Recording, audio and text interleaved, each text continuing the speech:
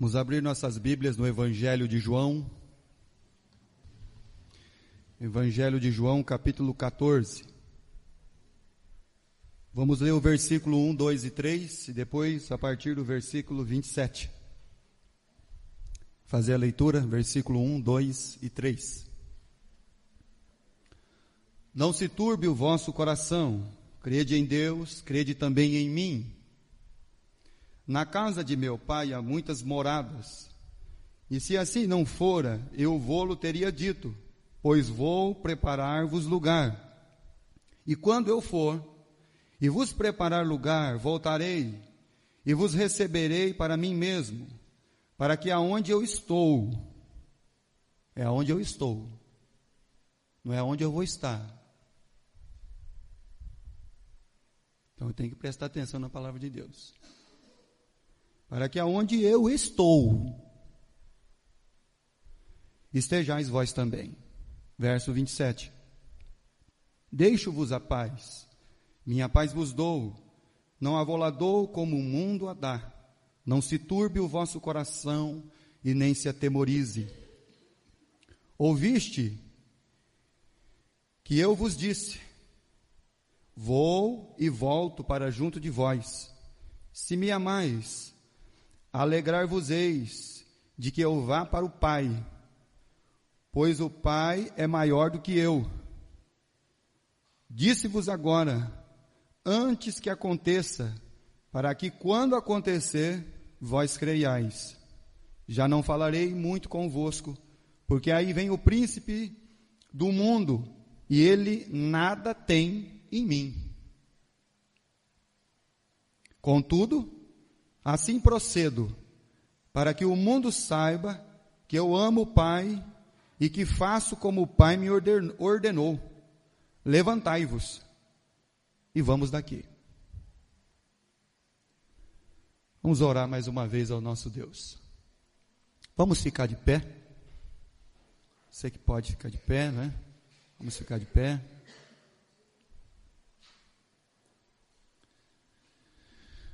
Querido Deus, Altíssimo Pai, estamos aqui, Senhor, agradecidos por tudo que o Senhor já tem feito por nós, pela Tua Palavra, pelo Teu Espírito, pela Tua salvação, pelo Teu perdão, pela comunhão que temos. Muito obrigado, Senhor, pela Tua igreja, obrigado pelo Teu reino eterno, obrigado pela Tua palavra que permanece para sempre. E agradeço mesmo, Pai, que um dia o Senhor nos abriu os nossos olhos do nosso entendimento e nos levou até o Cristo, o Senhor e Salvador de nossas vidas. E que agora, Pai, o Senhor nos ajude, como o Senhor tem ajudado e ajudou, Pai, os seus discípulos, para que eles pudessem compreender mesmo a Tua palavra, para que eles vivessem mesmo, Senhor, de uma maneira digna do chamado pelo qual nós e eles tiveram. Pai amado, peço que o Senhor esteja abençoando cada vida, cada coração, cada alma aqui presente. Senhor, cuida mesmo de cada uma das necessidades, de cada uma das aflições, de cada uma das angústias, ó Deus. Esteja mesmo trabalhando, Pai querido, em cada uma dessas vidas. Santo e bendito Deus, peço então, Senhor, que o Senhor esteja reestabelecendo aqueles que estão enfermos. Cuida, Senhor, da Laurinha, do nosso irmão Elmer. Peço pelo pleno restabelecimento da saúde da irmã Damares. Peço pela Sueli, peço pelo Flávio. Clamo mesmo, Senhor, que o Senhor esteja restabelecendo todos os nossos queridos que porventura, Senhor, estão enfermos, as dores de nossa irmã Eunice no seu braço, Senhor. O Senhor esteja cuidando dela, Pai, e restabelecendo plenamente, Senhor Deus, a saúde do seu braço, Pai, para que ela possa ser livre dessas dores, Senhor. Cuida de nossos demais queridos. Peço pela nossa irmã Fabiana. Cuida, Senhor, da Ana Clara, nós pedimos mesmo, Senhor, o Senhor esteja abençoando, cuidando, Senhor Deus, ali da gravidez de nossa irmã, e esses dias meio turbulentos, Senhor Deus, que tem sido, mas agradecemos o seu cuidado, ó Pai, e também, Senhor, que o seu amado amor, a sua graça, estejam dispensados ali mesmo, a vida, Senhor, de nossa irmã. Cuida dos demais irmãos, irmãs, que porventura estão sofrendo e estão passando por algum momento de dificuldade. Pai amado, ajuda-nos a compreender a Tua palavra, que através do Teu Espírito Santo, nós possamos ser edificados com a Sua palavra. E é em nome de Cristo que oramos, agradecidos sempre. Amém, Pai Celestial. Podeis sentar, meus irmãos. O Senhor Jesus Cristo, o Deus que se fez carne e habitou no meio de nós, cumprindo o seu ministério,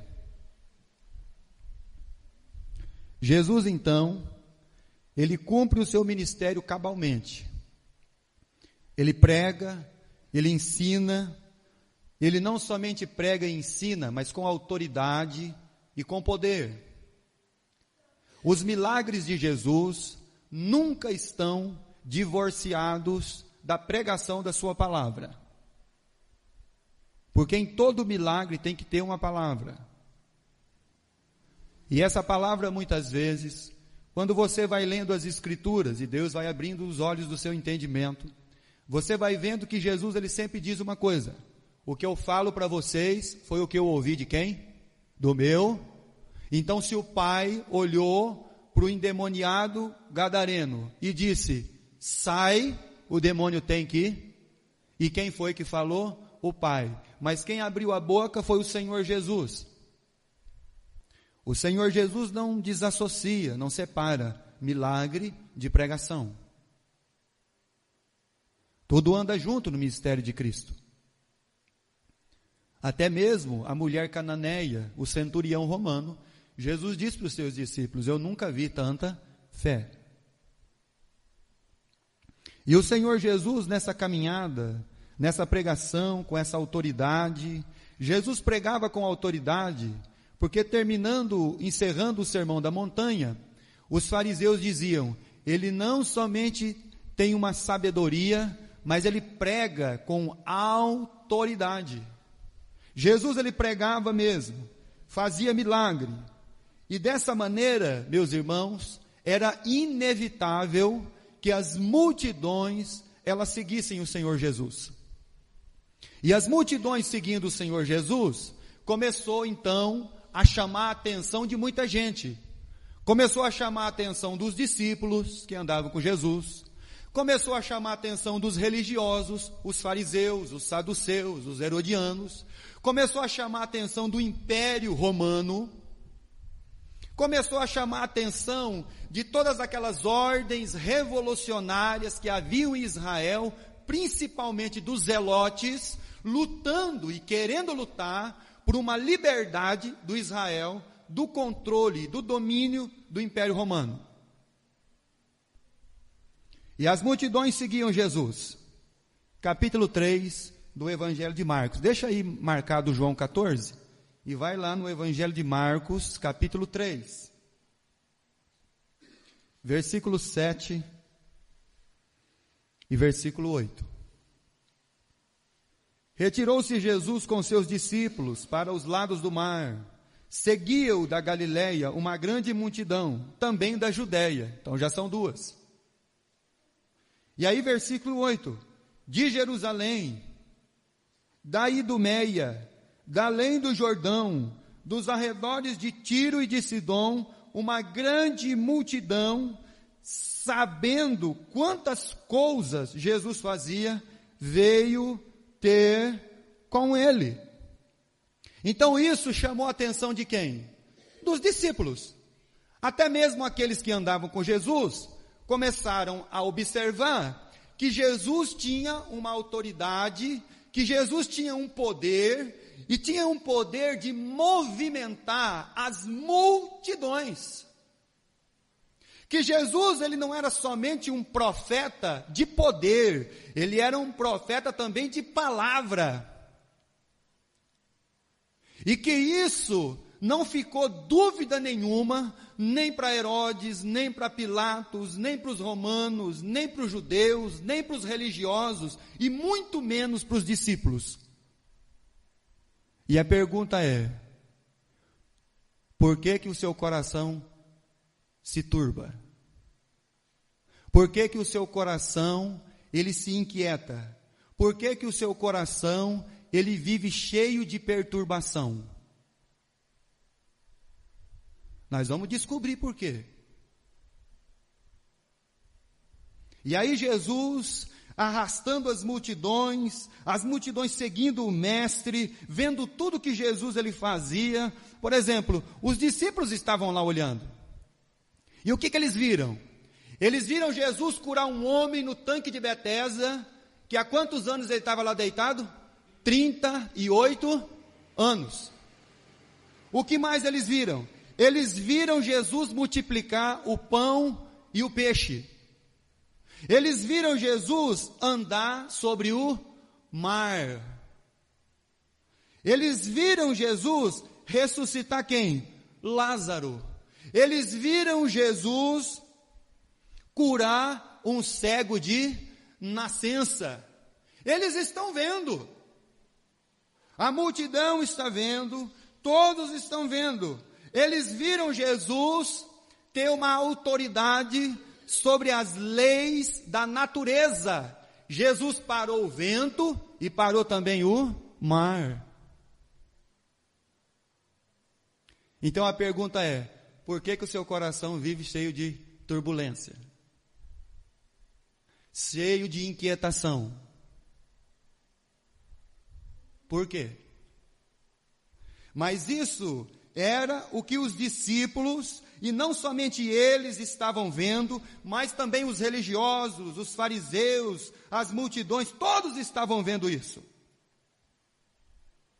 E os religiosos, eles estavam preocupados. Abra sua Bíblia no Evangelho de João novamente, mas agora no capítulo 7. Eles estavam preocupados porque Jesus estava chamando muita atenção, e o povo estava direcionando mesmo toda a sua atenção ao Cristo, àquilo que Jesus fazia. João, capítulo 7, verso 45. Olha só. Voltaram, pois, os guardas da presença dos principais sacerdotes e fariseus, e estes lhe perguntaram: por que não o trouxestes? Responderam eles: jamais alguém falou como este homem.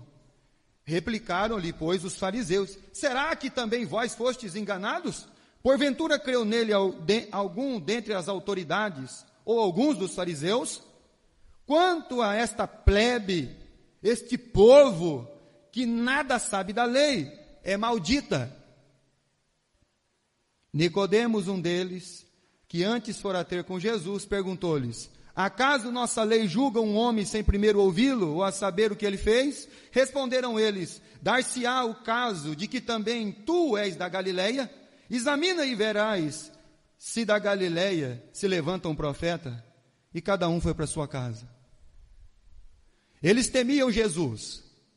Os soldados foram prender Jesus, mas não conseguiram, porque até mesmo eles foram tomados de temor quando ouviram Jesus pregar com autoridade.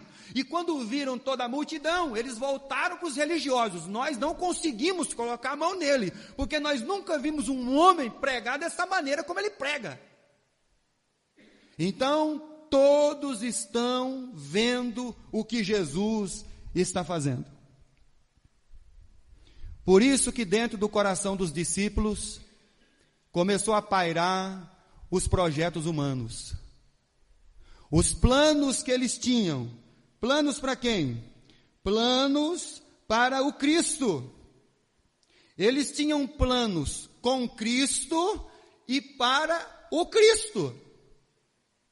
Então, dentro da mente dos discípulos, eles entendiam uma coisa: agora vai se cumprir aquela palavra que foi dita para Daniel. a estátua que apareceu no sonho do rei, que representava todos os governos deste mundo, e que a grande pedra, que é o reino de Deus, vai cair sobre ela, vai destruir todos os reinos desse mundo, para que então o reino de Deus seja plenamente estabelecido para todo o sempre. Eles colocaram isso dentro do coração, que Jesus agora, o Todo-Poderoso, nós temos agora Deus do nosso lado, quem vai poder com a gente? O homem ressuscita o morto, o homem cura o cego, ele anda sobre o mar, ele para o vento, ele para o mar. Quem vai nos derrotar? Nós vamos não somente libertar Israel de Roma, como também vamos criar um império para dominar tudo. E esses projetos humanos os que estão vigorando até hoje dentro dos corações dos crentes.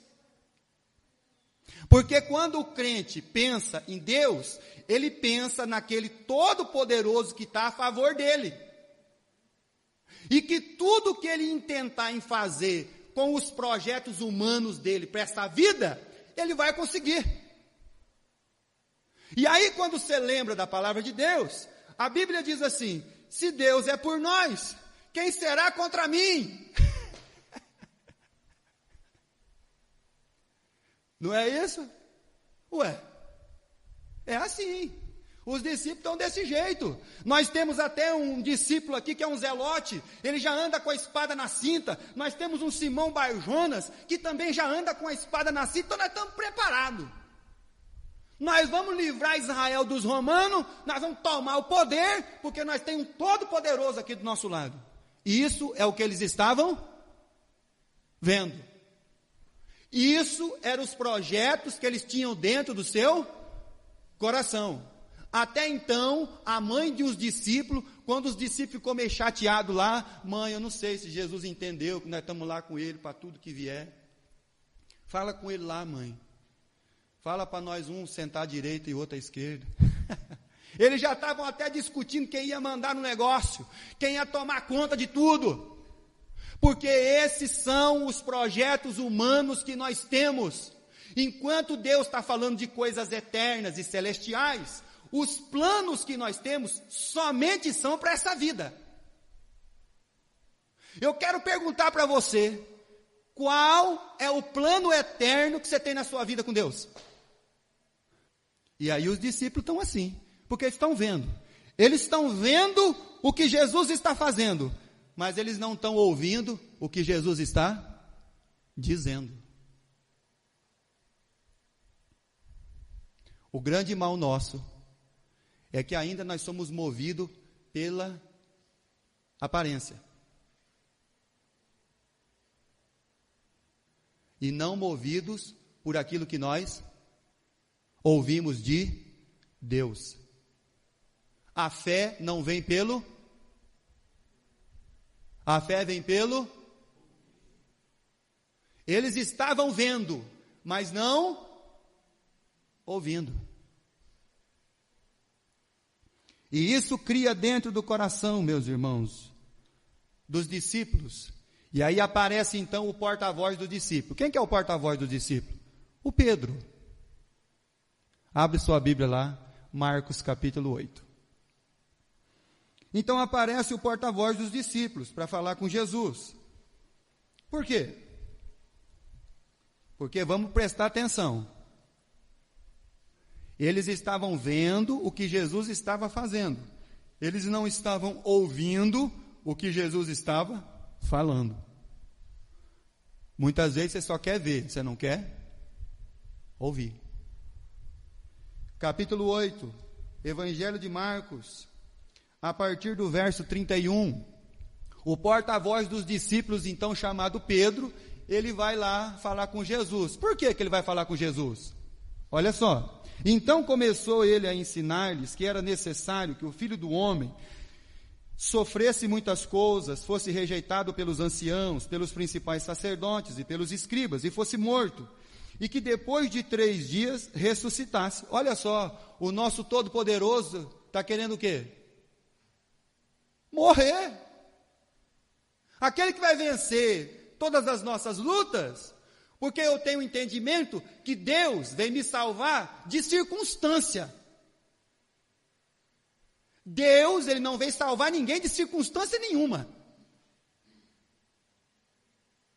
Eles achavam que Jesus era um libertador de Israel, no sentido de libertar eles de Roma. Quando Jesus olhou para ele e diz assim, olha, importa que o Filho do Homem seja entregue, padeça muito, sofra e morra. O porta-voz dos discípulos, chamado Pedro, falou, não, vem cá, Senhor. Não, peraí, o Senhor é a nossa arma principal, o Senhor é o líder da nossa luta, o Senhor é o chefe de tudo, se o chefe morrer, acabou. Chamou Jesus do lado, versículo 32, e isto lhes expunha claramente, mas Pedro, chamando-o à parte, começou a reprová-lo. Você imagina alguém reprovando Deus? Você já imaginou que um homem pode reprovar um plano de Deus? Então, o apóstolo chamado Pedro reprova o plano eterno de Deus. E quantas vezes, com os nossos projetos e planos humanos que nós temos só para essa vida, porque nós achamos que viver é existir. A pior desgraça do inferno, presta atenção. Pior desgraça do inferno vai ser que toda pessoa que quis existir para sempre já está lá. Porque lá eles vão existir para sempre, mas nunca vão ter um conceito do quê? De vida. Presta atenção. Existir não é viver. Verso 33. Jesus, porém, voltou-se e fitando os olhos dos seus discípulos, estava todo mundo lá, repreendeu Pedro e disse, arreda Satanás, porque não cogita das coisas de Deus, e sim das dos... Pedro não era o Satanás, presta atenção.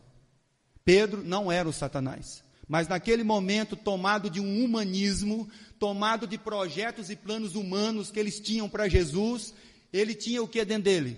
Plano de homem, projeto de pessoa, e não projeto de Deus. Por isso que Jesus, ele disse, dentro da sua boca, Satanás tem colocado dentro da sua boca e do seu coração, planos de homens. Por isso que você não está cogitando as coisas de Deus. E nós temos muitos cristãos com os seus corações e as suas mentes transbordando de planos o quê? Humanos. Você já parou para pensar que toda vez você quer fazer, você quer ajuntar, você quer recolher, você quer derrubar, você quer ajuntar, para quê? Isso é um projeto o quê, irmãos? Humano. Isso não tem nada a ver com Deus. Você já pensou nos discípulos, quando Jesus disse para ele aqueles 3 primeiros versículos do Evangelho de João 14? Como é que eles entenderam aquilo? Sabe como é que eles entenderam? O nosso líder vai morrer, ele falou que na casa do pai dele tem muitas moradas, e que ele vai vir buscar nós. Então, tudo nós vamos morrer. Acabou o nosso plano humano. Por que eu não quero que Jesus volte amanhã? Não, pastor, não volta amanhã não, porque eu ainda tenho que casar, eu ainda tenho que construir uma família, eu tenho que comprar um carro, eu tenho que comprar uma casa, eu tenho que fazer não sei o quê, eu tenho que estudar muito, eu tenho que fazer não sei o que lá. Então, o senhor não volta não, porque eu ainda tenho que viver minha vida aqui ainda. Mas irmão, nós temos essas coisas no nosso coração.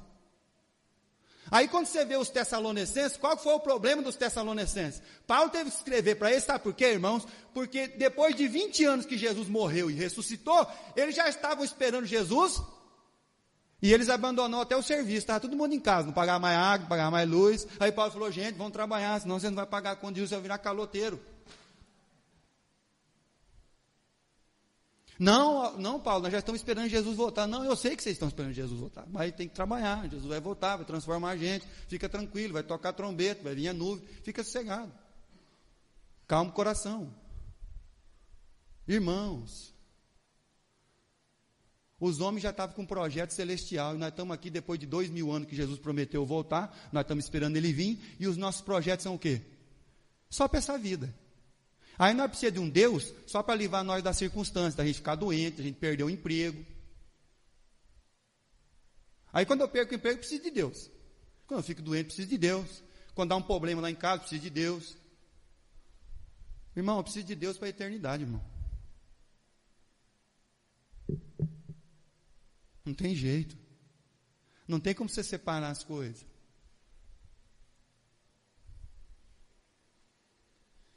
Olha só o que o Pedro tinha no coração, o porta-voz deles. Olha, os nossos projetos para o Senhor são para essa vida. Aí Jesus fala para eles o quê? O meu plano para vocês é eterno. Vocês não estão entendendo nada.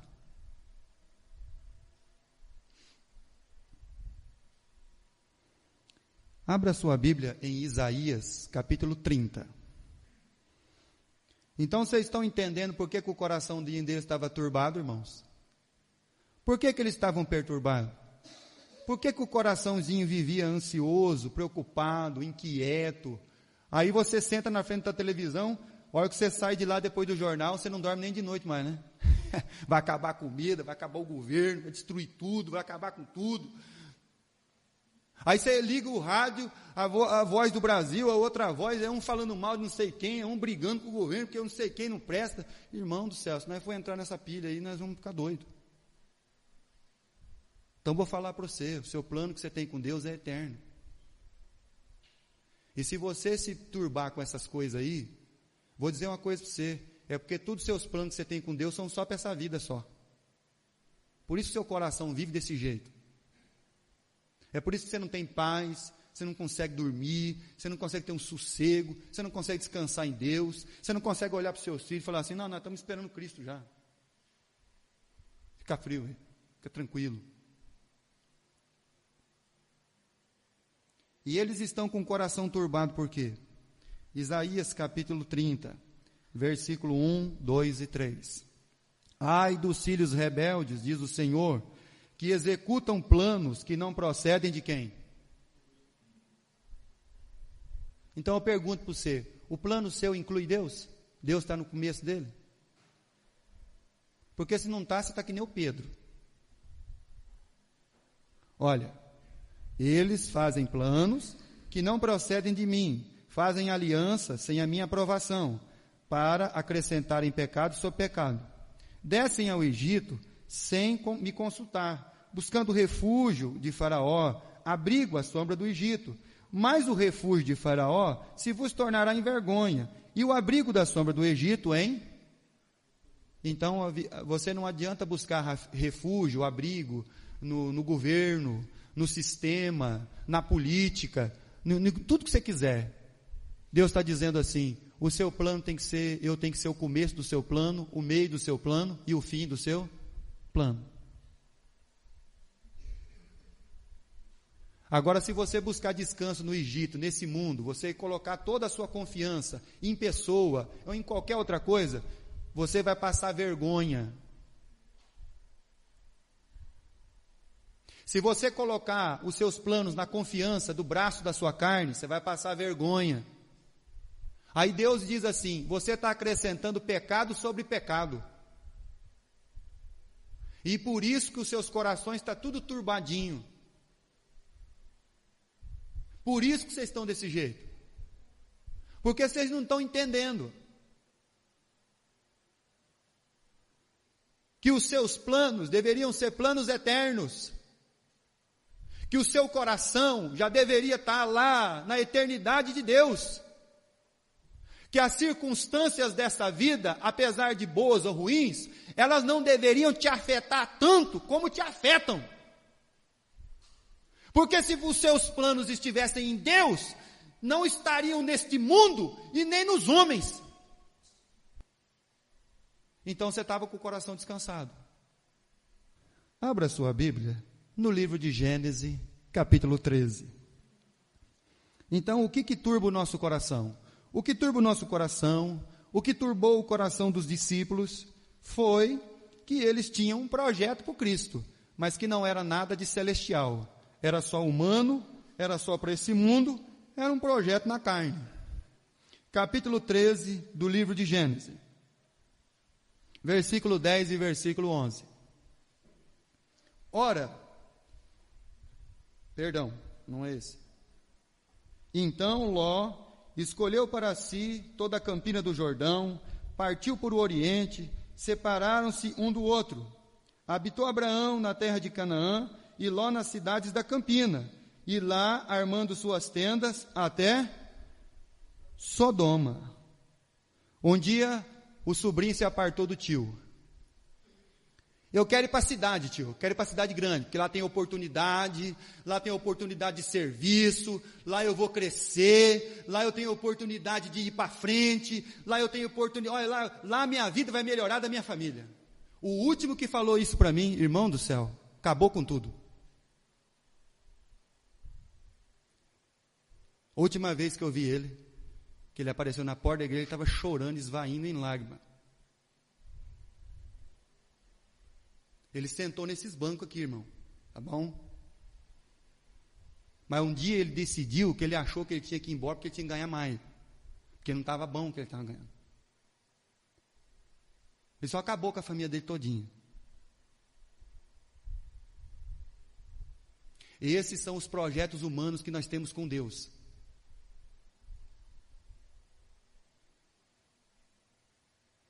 E aí o Ló colocou Deus num projeto humano. Eu vou colocar minha família numa cidade grande, eu preciso colocar meus filhos, minhas filhas lá, todo mundo, agora lá eles vão ter oportunidade, eles vão viver, eles vão desfrutar. Chegou a entrar dentro de Sodoma e Gomorra.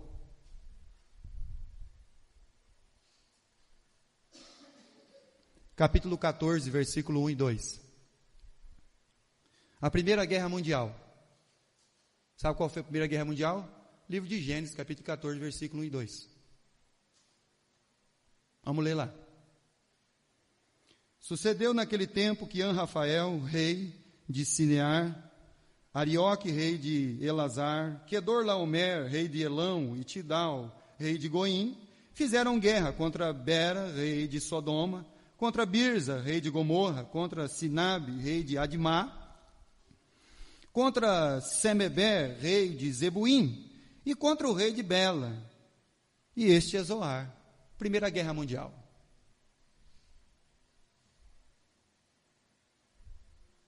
Gênesis, capítulo 13, volta um pouquinho aí. Ah não, versículo 18, você está pertinho aí, não precisa voltar não. 13, 18. Aonde está o Abraão? E Abraão, mudando as suas tendas, foi habitar nos carvalhais de Manre, que estão junto a Hebrom, e levantou ali um altar ao... A tradução do nome Hebrom significa união. Então Abraão foi por um lugar de união. Quando Jesus disse assim, ó, para que aonde eu estou, Jesus não vai estar, ele diz, eu estou. Eu estou em quem? Eu estou unido com o Pai. E Abraão foi para um lugar chamado Hebrom, porque lá significa união. Então naquele lugar ele fez um altar, e ele tem uma união com quem lá, irmãos? Com o Pai. Enquanto o seu sobrinho Ló está lá dentro de Sodoma, e está tendo o que lá? Uma guerra. E aí ele vai sofrer as consequências, as circunstâncias que vão circundá-lo ali naquele momento, por causa desse mundo. E o que tem no mundo? No mundo tem ganância, no mundo tem ódio, no mundo tem inveja, no mundo tem todo tipo de coisa, irmãos, que podem destruir não somente uma nação, como um povo, como uma vida, como uma família. O que aconteceu com o camarada que tem um plano humano? Ele foi levado cativo. Versículo 11 e 12 do capítulo 14 de Gênesis. Tomaram, pois, todos os bens de Sodoma e Gomorra e todo o seu mantimento e se foram.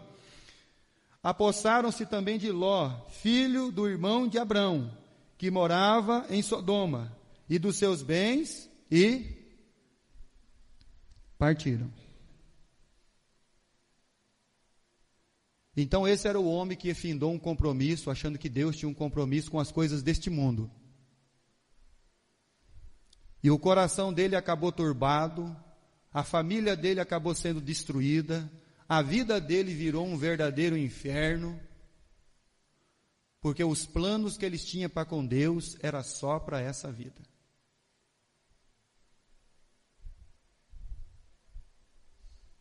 E quando você não entende o que Jesus ele está dizendo, você vai sofrer as consequências mesmo de ficar aí no mundo aí, porque aí no mundo, meus irmãos, o mundo não tem misericórdia de ninguém. Ele não tem misericórdia da sua família. Ele não tem misericórdia dos seus filhos, das suas filhas. Não tem, não.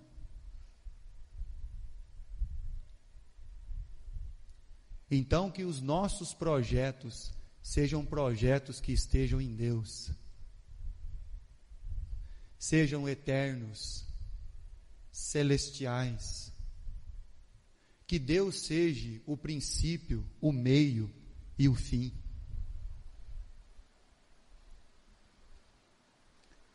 Hebreus capítulo 11. E aí quando nós vamos falar da questão da fé,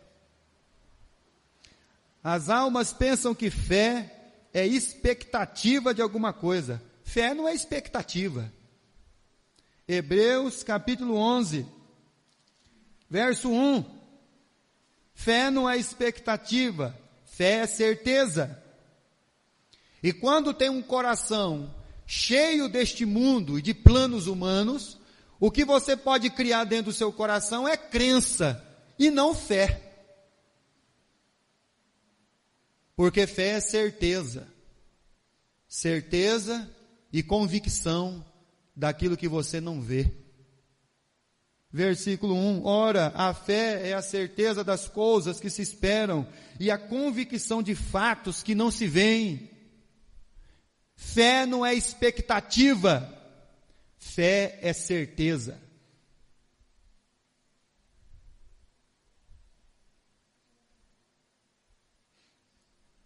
Versículo 8 do capítulo 11. Então aquele homem que estava lá na montanha, enquanto o pessoal lá embaixo estava tudo se degladiando por causa do controle, por causa do mundo, por causa do dinheiro, porque eu tenho que conquistar, então um está brigando com o outro lá, e estão todos sofrendo as consequências dos projetos humanos dele. O homem está lá na montanha, porque ele tem um plano eterno, porque ele não tem um projeto humano, ele vive debaixo de uma promessa. Vamos ler, verso 8. Pela fé, Abraão, quando chamado, obedeceu a fim de ir para um lugar que devia receber por herança, e partiu sem saber aonde ia. Pela fé peregrinou na terra da promessa, como em terra alheia, habitando em tendas com Isaque e Jacó, herdeiros com ele da mesma promessa, porque aguardava a cidade que tem fundamentos, da qual Deus é o arquiteto e construtor.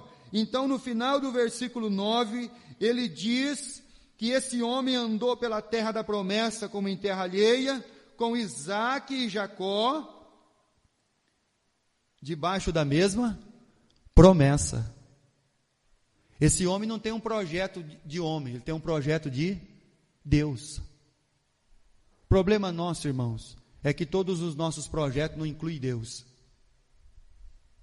O projeto do nosso filho não inclui Deus. O projeto lá para nossa casa não inclui Deus. Nada inclui Deus. É por isso que a gente vive com o coração todo aflito, desencantado, frustrado. É por isso que todas as circunstâncias, elas tanto nos oprimem. Porque ainda essas são as pressões que nós temos. E nós sofremos essas pressões porque a maioria, para não dizer todos os nossos planos, ainda são só para essa vida. Os discípulos estavam vendo o que Jesus está fazendo, mas como nós dissemos no princípio, eles não estavam ouvindo. E o que Jesus disse? Evangelho de João, capítulo 10. Vamos ver o que Jesus ele disse. O que Jesus falou. João 10. O que atemoriza seu coração. João 10, versículo 14 ao 18. Versículo 14. Eu sou o bom pastor. Eu conheço as minhas ovelhas e elas me conhecem a mim. Assim como o Pai me conhece a mim e eu conheço o Pai, eu dou a minha vida pelas ovelhas.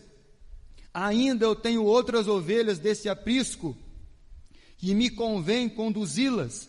Elas ouvirão a minha voz, então haverá um rebanho e um pastor.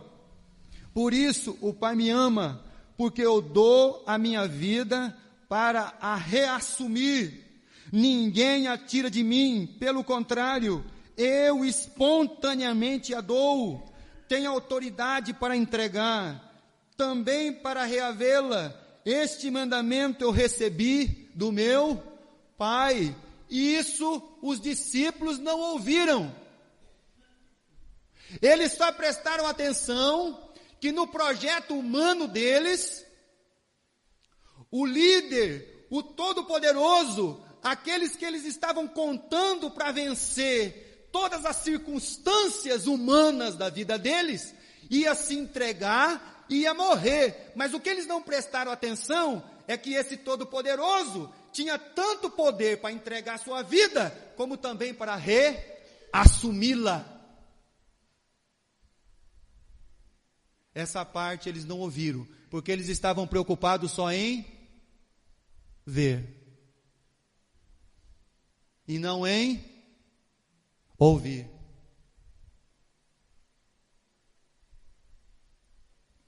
E Jesus está dizendo isso para eles. Está falando com seus discípulos. Capítulo 11 do Evangelho de João, versículo 25 e 26. Disse-lhes Jesus: eu sou a ressurreição e a vida. Quem crê em mim, ainda que morra, viverá. E todo o que vive e crê em mim, não morrerá eternamente. Creis nisto? Jesus está falando com eles. Eu sou a vida. Eu sou a qualidade de vida que vocês vão ter a partir do momento da minha entrega em contato com o Pai. Isso é vida, não é existir.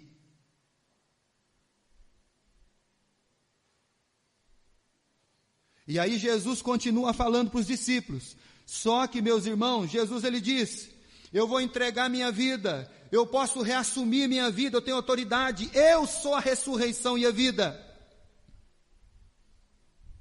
Jesus ele diz: eu sou a expressão do Pai.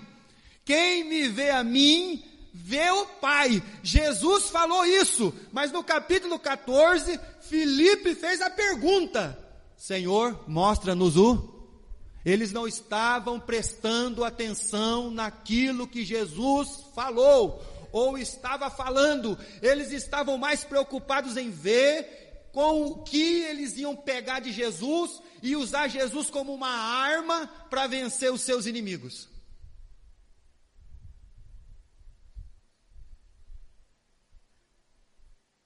Sabe por que eles estavam com o coração todo turbado? Por causa disso. Sabe por que o mundo entristece você? Porque ainda você tem toda a sua expectativa nesse mundo. Sabe por que as pessoas nos entristecem, irmãos? Porque nós criamos expectativas. E não amamos elas com o amor de Cristo. Porque se eu amasse elas com o amor de Cristo, nada que elas fizessem poderia me irritar, porque o amor não se... O que, irmãos? Não se irrita.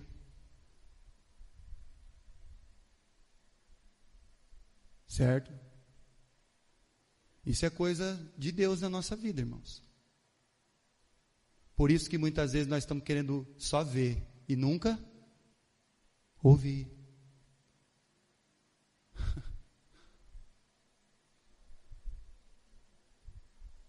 Já pensou?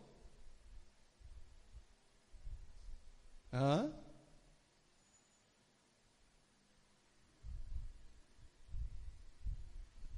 E Jesus está dizendo, falando, mas eles não estão prestando atenção.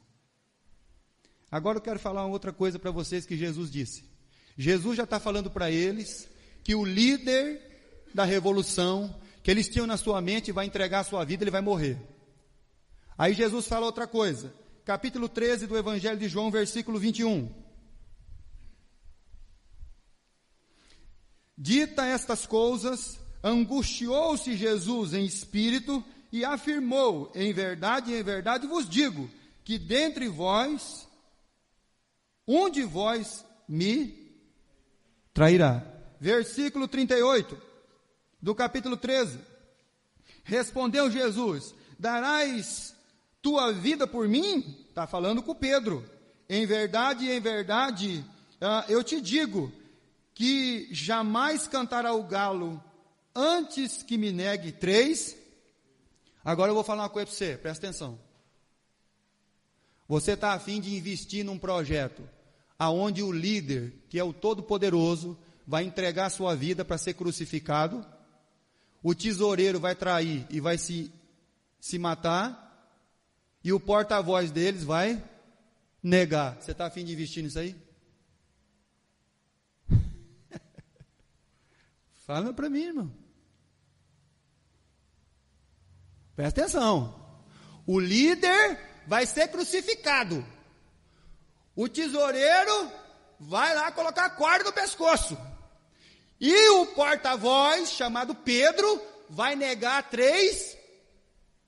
Jesus queria mostrar para eles que todo projeto humano vai falhar. Quem que ia investir nisso, irmão? Fala para mim, quem?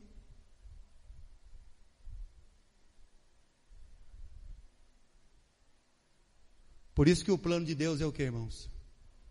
Eterno, celestial.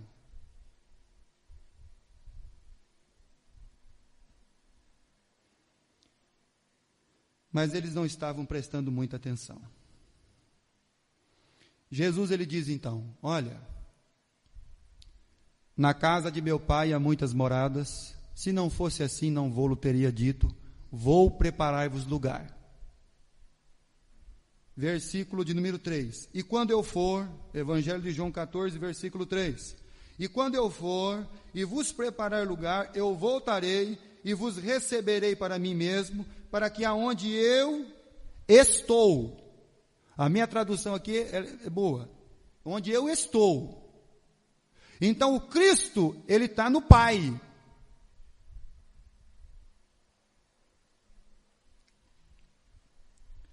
Então deixa Deus falar no seu coração aqui. Vou perguntar para você, aonde que você está? Deixa Deus ministrar o seu coração. Quando Deus veio falar com o Adão, depois que ele pecou, qual foi a primeira pergunta? Não foi o que ele fez. Aonde você... Jesus está dizendo, eu estou aonde eu estou, e eu estou no Pai, e todos vocês, por causa de mim, vão estar no Pai também, porque o plano do Pai é eterno, porque o Adão, quando Deus veio falar com ele, perguntou para ele, aonde você, porque agora você não está mais em mim. Então aonde você está? Fala para mim. Adão, onde você está?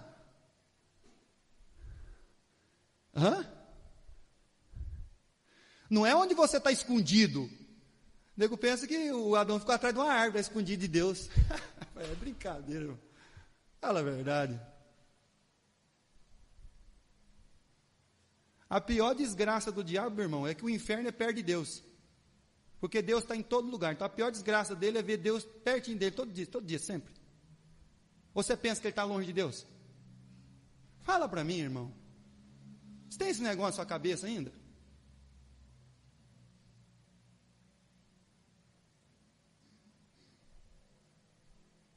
E aí você acha que o Adão está atrás de uma árvore lá. Não, irmão. Deus está perguntando agora, aonde você está agora? Quem é que vai te sustentar? Quem é que vai cuidar de você? Quem é que vai te alimentar? Quem é que vai cuidar? Essa é a pergunta de Deus para o Adão. Então a pergunta que eu estou fazendo para você aqui hoje é aonde você está. E aí Jesus fala para os discípulos, para que aonde eu estou, porque eu estou com o Pai. Eu sou no Pai, e o Pai é em mim. Eu vou levar vocês a essa condição de vida. Porque a gente pensa que existir é viver. Mas todo mundo que vai para o inferno, já está lá já, e não saiu de lá ainda, ele vai existir para sempre. Só que sem o entendimento de vida. Então, o inferno é ruim, irmão, porque lá tem fogo, porque lá tem verme. O inferno é ruim porque não tem o entendimento de vida e nem a presença de Deus. Tá bom? Então a pergunta é, o seu coração está turbado porque os seus planos têm um Cristo, mas só para essa vida, e aonde você está? Jesus diz, eu estou no Pai. Evangelho de João 17. Já estamos quase terminando, tá, irmãos? Capítulo 17, versículo 27. Evangelho de João, capítulo 17, versículo... É 27? Não, é 21.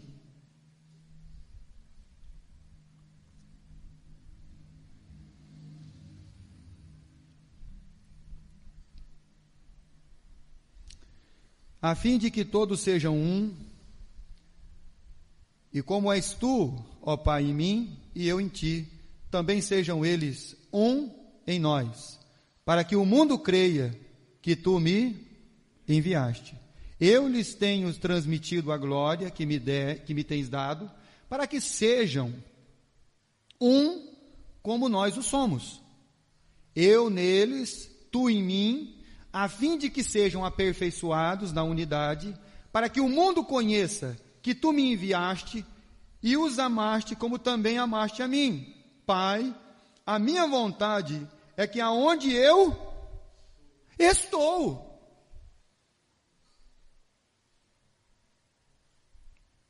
estejam também comigo os que me deste, para que vejam a minha glória que me conferiste, porque me amaste antes da fundação do mundo. Agora você tem que entender uma coisa, que os discípulos tinham que entender. É aonde eu estou.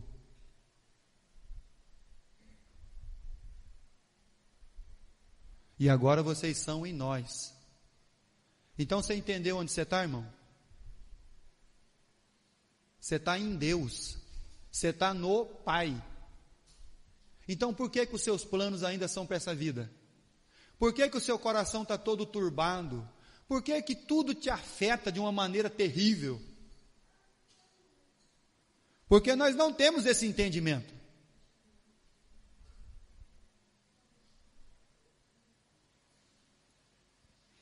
Eu quero terminar lendo aquilo que o apóstolo Paulo encerrou na carta de 2 Coríntios, capítulo 13. Algumas coisas que ele falou para os irmãos que, para falar o nosso coração. 2 Coríntios 13. Versículo 11.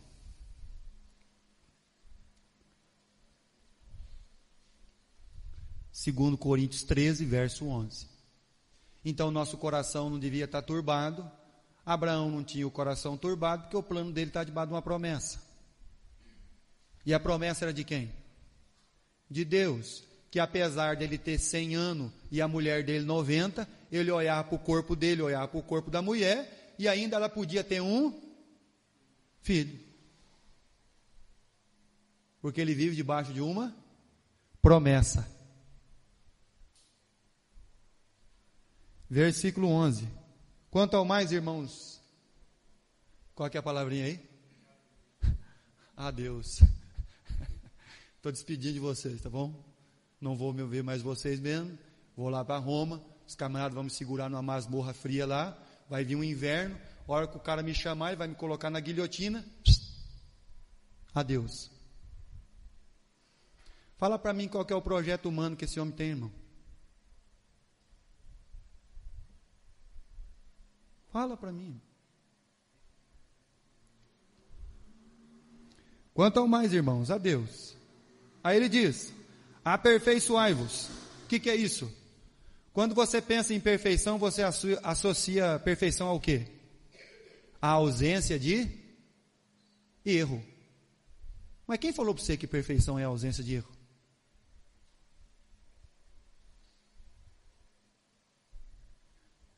Jesus era bonito, irmão.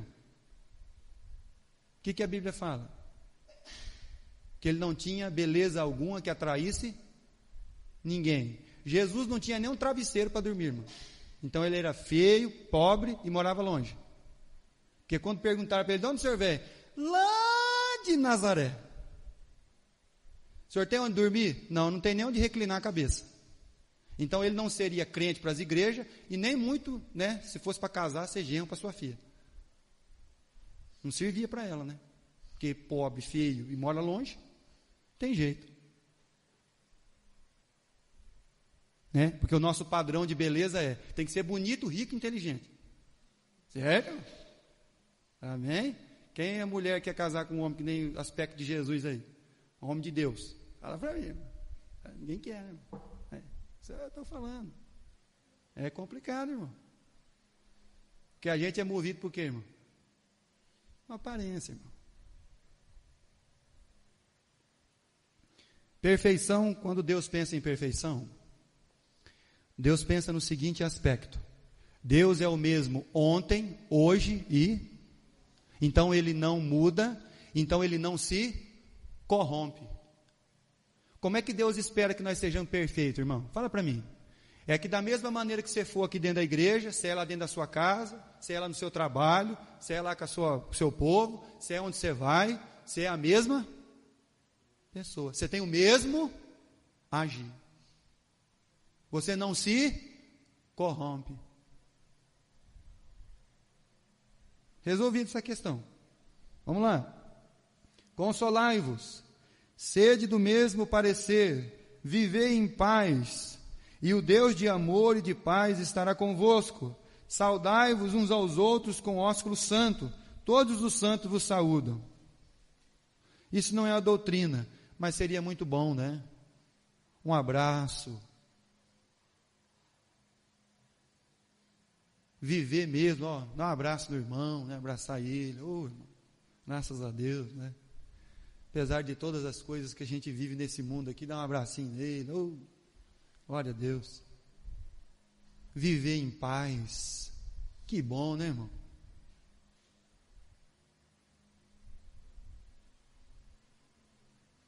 Versículo 13. Isso aqui é maravilhoso, irmãos.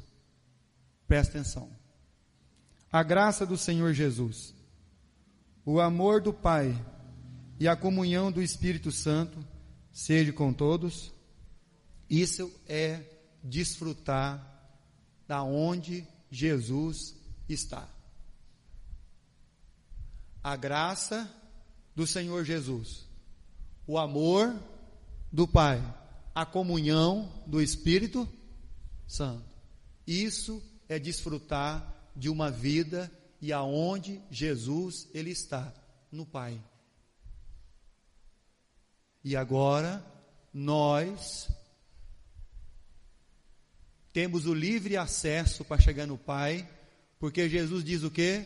Em João 14,6, eu sou o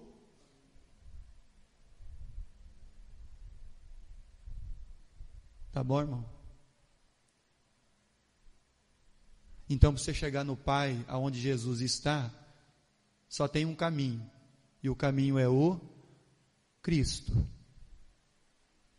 Eu sou a verdade e eu sou essa qualidade de vida que você vai ter no Pai. Olha só. Graça do Senhor Jesus Cristo, o amor do Pai e a comunhão do Espírito Santo seja com todos vós. E aí você não vai ter o seu coração todo turbado, inquieto, inconstante, aflito, preocupado, porque você tem a graça, o amor e a comunhão no Espírito. E o seu projeto de vida tem Deus no começo, tem Deus no meio e tem Deus no fim, porque você vive debaixo de uma promessa. E que não importa que se o governo é ruim ou é bom, na casa do justo não vai faltar o pão.